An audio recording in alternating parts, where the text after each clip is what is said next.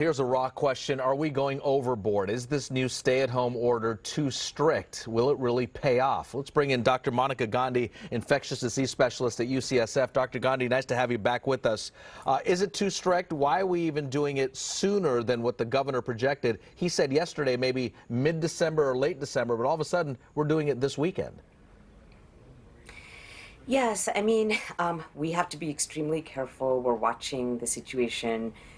Cases have gone up, hospitalizations have gone up, but there is still capacity in all the counties that you just mentioned. And I think where it gets too strict and where I'm concerned about is the outdoor questions. Outdoor playgrounds, outdoor dining, outdoor where we haven't had any data-driven reasons for closing these things. And I think it can really lead people to possibly drive them indoors, which is what I'm most worried about, right? Because then that is the place where it's least safe.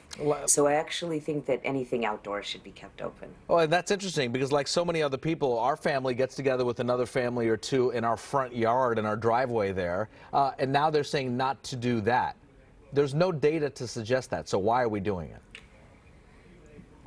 You know, I think the reason they're doing it is possibly to say, okay, let's go as strict as we can with the hopes that people will comply 70, 80%.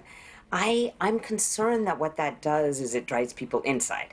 And so I actually think that keeping in mind that people do get together safely, like you just said, outdoors with mask distancing, that would be the right approach, because that's what we've learned about this virus. Ventilation, masking, distancing, hand hygiene.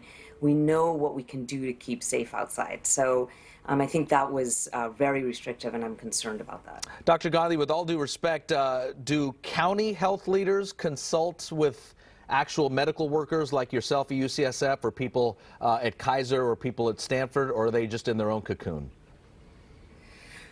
I mean, I think that's a great question. I do think infectious disease doctors and public health officials work together, but they have a different thought, which is that more like with the HIV epidemic, let's close everything down, let's close the bathhouses, let's be more draconian with the hopes that people comply somewhat. It's a different approach. I think a harm reduction approach where we keep the safe places open would be something that the public would be happier about, and it would allow them, like if I go for a walk with a friend, like you just said, that's very safe.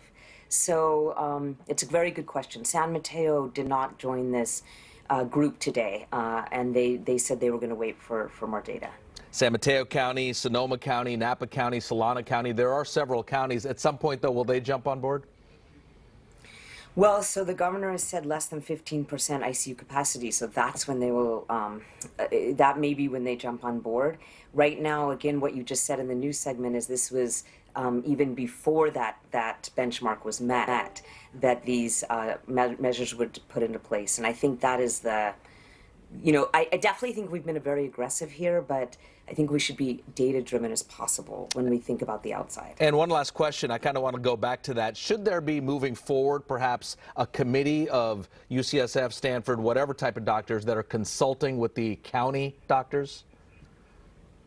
I think that there are consultations back and forth, and I think what we've done in the Bay Area is that there's been an approach which is kind of going all the way this way with the hope that the public will come and meet them this way.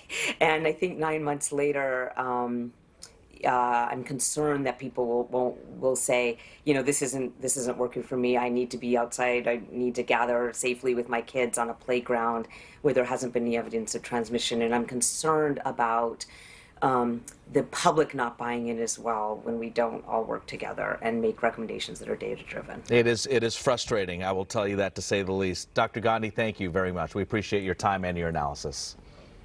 Thank you.